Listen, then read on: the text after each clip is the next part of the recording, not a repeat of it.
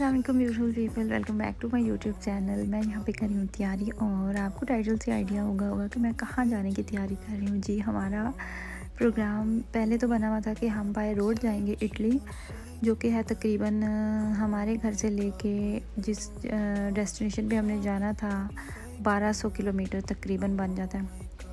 और फिर गाड़ी पे आपको लगते हैं तकरीबन 10 से 12 घंटे। और फिर होता क्या है कि आप जर्मन सारा गुज़र के फिर स्विट्ज़रलैंड से गुज़र के तो आप इटली में एंटर होते हैं। उससे ये होता है कि आप स्विट्ज़रलैंड से गुज़रते हैं तो वो फिर आपको ना वहाँ के व्यूज़ और वो उस तरीके से फिर आप वहाँ पे भी विज़िट कर सकते हैं। लेकिन फिर जी हमारा प्रोग्राम चेंज हुआ, रमज़ान है और फिर इस वजह से कुछ और भी थी एक दो बातें, तो उस वजह से फिर हमारा प्रोग्राम चेंज हुआ। हम जी फाइनली अभी घर से निकल आए हैं और तकरीबन हमारी 6 बजे 6:30 बजे की हमारी फ़्लाइट है। और अकॉर्डिंग टू द प्लान हम थोड़ा सा 10 मिनट लेट ही हो गए हैं, लेकिन एनीवेज टाइम पहुंच ही जाएंगे।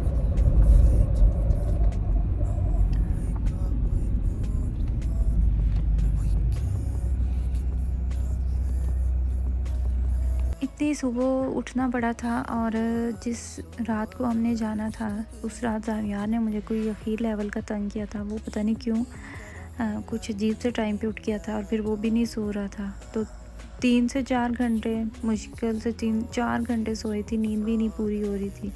और फिर हम सुबह उठे तो 3 बजे हमने सहरी खाई और 4 बजे हम फिर घर से निकल आए।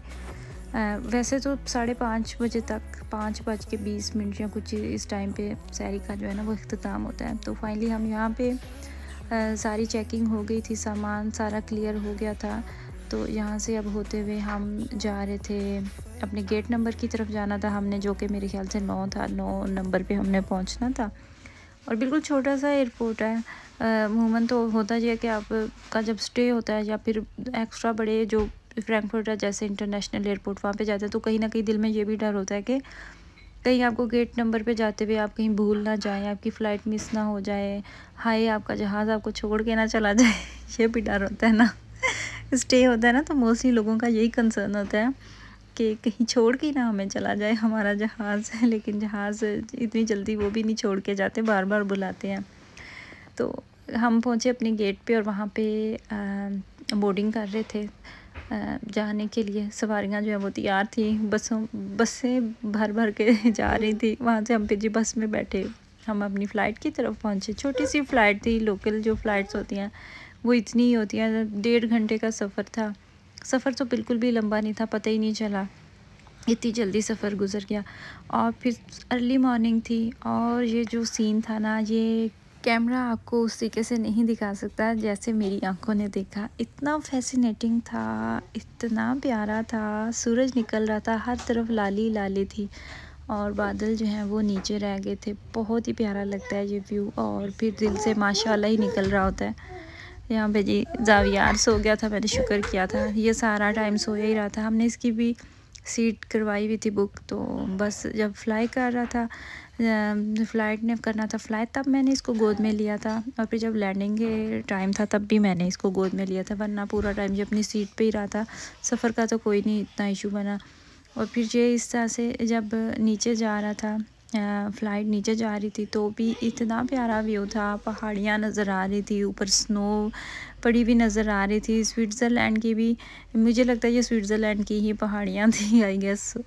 और ये अब आपको जी नीचे इटली नज़र आ रहा था, बहुत ही प्यारा लग रहा था और इतनी ग्रीनरी नज़र आ रही थी। या फिर इटली में एक लंबा अरसा गुजरा है, इतना टाइम गुजरा है, तो वो भी फिर याद आता है, वो भी अच्छा लगता है टाइम।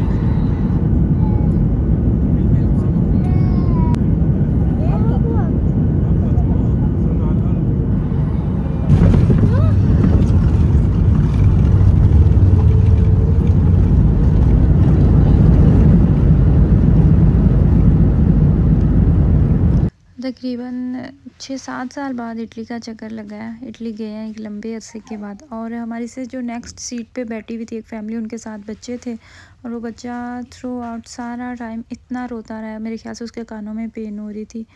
ज़्यादा मसला तभी बनता है जब लैंडिंग के दौरान आपके कानों में पेन स्टार्ट हो जाती है ना, और इस चीज़ का कोई हल भी नहीं होता आपके पास, तो वो एक बड़ा तकलीफ़देह होता है टाइम। जैसे ही फ़्लाइट ने लैंड किया था तो वहाँ पे बस इंतज़ार के लिए खड़ी हुई थी, और वहाँ से उतरी सारी सवारियाँ तो आगे से ले ली बस ने। 2 मिनट लगे थे और एयरपोर्ट के अंदर आ गए। तो यहाँ पे अब सब जा रहे थे और मुझे, मेरी जो नज़रें जिस चीज़ को ढूंढ रही थी ना, वो था हमारा स्ट्रोलर। मैं बस वही देख रही थी कि किस तरफ आएगा। लेकिन जैसे ही थोड़ा सा आगे गए तो हमारा स्ट्रोलर जो है वो चेन पे आ गया हुआ था, और किसी ने उतार के नीचे भी रख दिया हुआ था, पता नहीं किसने रखा था। तो यहाँ से फिर जी हमने अपना सामान लिया जो थोड़ा बहुत हमारा था, और हम चले गए एग्ज़िट डोर की तरफ। जो लोकल एयरपोर्ट्स होते हैं वो उन पे बिल्कुल सीधी सीधी डायरेक्शंस होती हैं, और इस पे मेरे ख्याल से टोटल 10 गेट ही थे। इतना, ये भी छोटा सा ही था जो इटली का एयरपोर्ट था। बेरगामो गए थे हम जर्मनी से। डुसलडोर्फ विज़े से हमने किया था फ़्लाई, और इटली बेरगामो पे हमारी फ़्लाइट ने लैंड किया था, और यहाँ पे जी हम अपनी गाड़ी में बैठ चुके। आज का दिन बहुत लंबा होने वाला है। उसकी एक तो ये भी वजह कि बहुत जल्दी दिन स्टार्ट हो गया था। 3 बजे का दिन जो है वो स्टार्ट हो चुका था, और यहाँ पे मेरे ख्याल से 8:30 का टाइम था, और ऐसे ही लग रहा था जैसे बार बार टाइम देख रही थी। फ़ील ऐसे हो रहा था बहुत टाइम हो गया, लेकिन अभी बहुत सुबह थी। तो यहाँ पे जी हम पहुँचे मिलानो, और मिलानो आप जैसे ही जाते हैं ना तो वहाँ पे आपको फुल पाकिस्तानी माहौल मिलता है। मतलब कि इतने ज़्यादा पाकिस्तानी हैं वहाँ पे।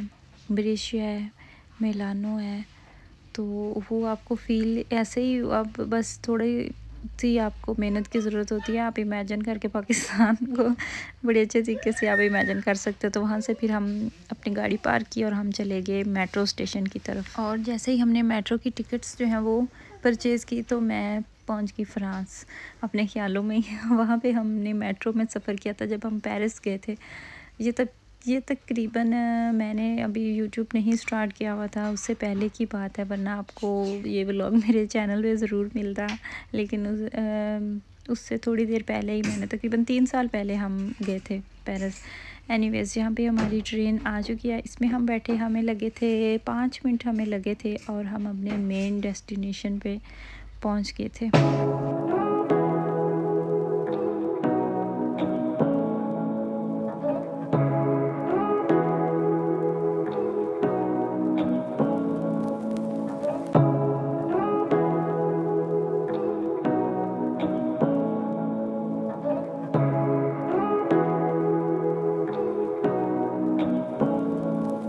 ट्रेन्स पे हमेशा सफ़र करते हुए आपको फिर अपनी चीज़ों की भी एहतियात करना पड़ता है, क्योंकि हर तरह के लोग होते हैं, हर तरह के लोग होते हैं। और स्टेशंस पे तो आपको बहुत बहुत से लोग नज़र आते हैं जो कि आपके माइंड से कभी बार निकलते भी नहीं। एनीवेज़ जी, ये यहाँ पे हम पहुँच चुके हैं अपनी मेन डेस्टिनेशन पे, दोमो, ये जहाँ पे इटली की और इतनी ज़्यादा फेमस जगह हैं, जो जगह और इटली की खूबसूरती में इजाफ़ा करती हैं, उनमें से एक ये भी है। बहुत ही प्यारी बनाई हुई है, और इसके ऊपर जो टाइल का इस्तेमाल हुआ है वो इसको इतना उसको खूबसूरत दिखाती है, इतना ये शाइन कर रहा था। और इसका जो दरवाज़ा बनाया गया है वो ही देख के लगता है कि उस पर कितनी मेहनत होगी और वो कितना स्पेशल है। और ये एक्चुअली चर्च है। इसके अराउंड जितनी भी ये इमारतें बनी हुई हैं ये सारी बहुत प्यारी हैं, बहुत ही खूबसूरत है। और ज़ावियार ने तो बस शुक्र ही किया था कि मुझे नीचे उतारा है और मैं थोड़ा घूम फिर के आऊँ। मौसम भी एक्चुअली अच्छा था, जब हवा चलती थी तो थोड़ी बहुत ठंड फील होती थी, वरना वेदर बहुत अच्छा है। जर्मनी से तो खैर कई गुना अच्छा इटली का वेदर था, क्योंकि वहाँ पे इतनी शदीद किस्म की ठंड नहीं थी। और यहाँ पे जो कबूतर हैं, परिंदे, और वो भी इतने ढीठ हो चुके हैं, चाहे कुछ भी हो जाए, क्या भी करें, अगर आप उनको उड़ाने की, बहुत से लोग उड़ाने की कोशिश करते हैं कि वो उड़ेंगे और इस तरह उनकी कोई पिक्चर बनाते हैं, तो वो उड़ते ही नहीं हैं। वो इतने यूज़ टू हो चुके हैं ना कि लोग उनको दाना भी खिला रहे होते हैं और इस तरह सारा कुछ, तो वो उन्हें कुछ फ़र्क ही नहीं पड़ता। जैसे अभी मैंने कुछ दाने अपने हाथ पे रखे हुए हैं, लेकिन मैं इतना डर रही थी, मुझे इतना डर लग रहा था कि मैं बता नहीं सकती। और इतने ज़्यादा कबूतर आके एकदम से बैठ के।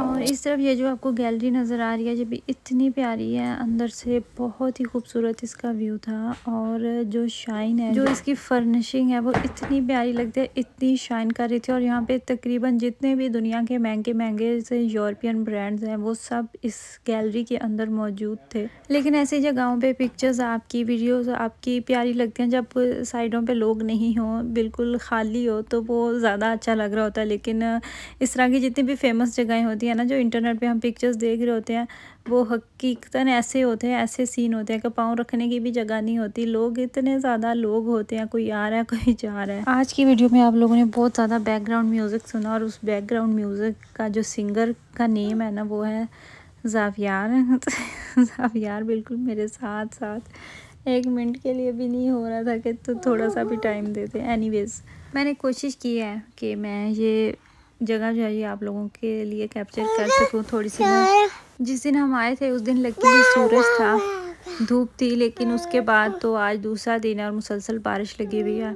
वरना हमारा प्रोग्राम है कि इसके बाद हम एक झील पे जाएंगे, एक लेक पे। तो अगर तो गए तो इंशाल्लाह ताला आप लोगों के लिए वीडियो आ जाएगी, अगर ना गए तो समझ आएगा कि बारिश है और बारिश ने हमें इजाज़त ही नहीं दी कि हम वहाँ पे जा सके। ये थी जी मेरी आज की वीडियो। आई होप कि आपको मेरी वीडियो अच्छी लगी हो।